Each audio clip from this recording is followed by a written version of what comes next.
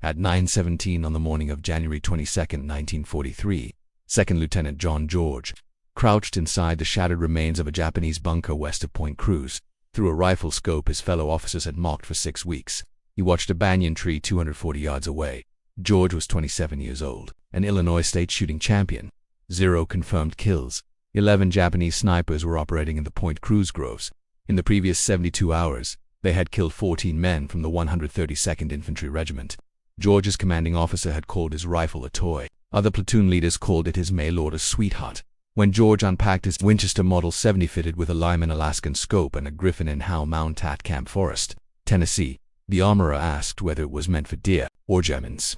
George answered simply, "The Japanese." They shipped out before the rifle arrived. George crossed the Pacific, watching other men clean their garrons while his rifle sat in a warehouse in Illinois. He requested it be forwarded through military mail. 6 weeks later, in late December 1942, a supply sergeant handed him a wooden crate marked fragile. Inside was the rifle he had spent 2 years of National Guard pay to buy. The Winchester weighed 9 pounds. The scope added another 12 ounces. The standard issue Grand weighed nearly the same but offered no magnification. Fired semi-automatic and carried 8 rounds. George's rifle was bolt-action 5 rounds. Captain Moyes ordered him to leave the sporting rifle in his tent and carry a real weapon. George carried it anyway. The 132nd Infantry relieved the Marines on Guadalcanal in late December 9. Austin, or the coastal groves west of the Matanico River. Mount Austin, 1,514 feet tall, was known to the Japanese as the Gifu. 500 defenders, 47 bunkers. George's battalion attacked on December 17. 16 days of brutal fighting followed. 34 men killed, 279 wounded. The western slope finally fell on January 2nd. George fired his Winchester exactly 0 times. Point Cruz was different. No bunkers, no fixed positions, just Japanese soldiers who had retreated west and disappeared into massive trees. Many were snipers. They carried scoped Arisaka rifles. They knew the jungle. They knew how to wait. On January 19th, a sniper killed Corporal Davis while he filled canteens at a creek. January 20th, 2 more men died on patrol. January 21st, 3 more, one shot through the neck from a tree the patrol had passed twice. That night, the battalion commander summoned George. The snipers were killing his men faster than malaria. He needed someone who could shoot. He wanted to know if George's mail-order rifle could actually hit anything. George listed his credentials. Illinois state champion, 1,939. Winner at 1,000 yards, age 23, the youngest in state history. 6-inch groups at 600 yards with iron sights. 5 rounds inside 4 inches at 300 yards with the Lyman Alaskan the commander gave him until morning. At dawn on January 22nd, George moved into the ruins of a captured Japanese bunker overlooking the coconut groves west of Point Cruz in Telegis.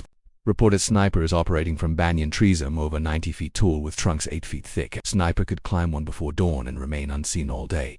George brought no spotter, no radio, just his rifle, a canteen, and 60 rounds of ammunition. The Lyman Alaskan offered only 2.5 magnification, but it was enough. At 9:17, George saw movement. No wind, just a branch shifting 87 feet up.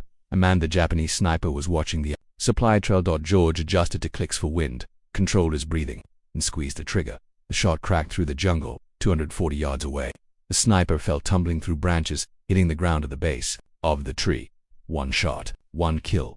By noon, George had killed 5 snipers. By the end of January 24th, he had killed all 11. Over 4 days, George fired 12 rounds at snipers. 11 hits. When Japanese infantry finally tracked him and attacked his position, he killed 3 more men while escaping under fire, often submerged in fill shell craters to remain unseen.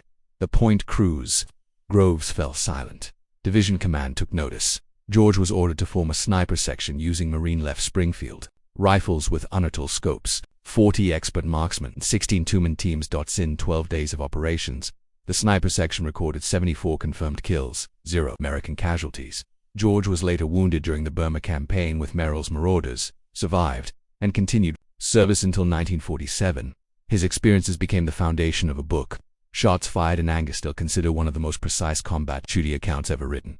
John George died in 2009 at age 90. His Winchester Model 70 now rests in the National Firearms Museum. Most visitors walk past it. It looks like an ordinary hunting rifle, but it isn't. It is the rifle that proved a single trained marksman with a civilian rifle and a mail-order scope could change the course of a battlefield.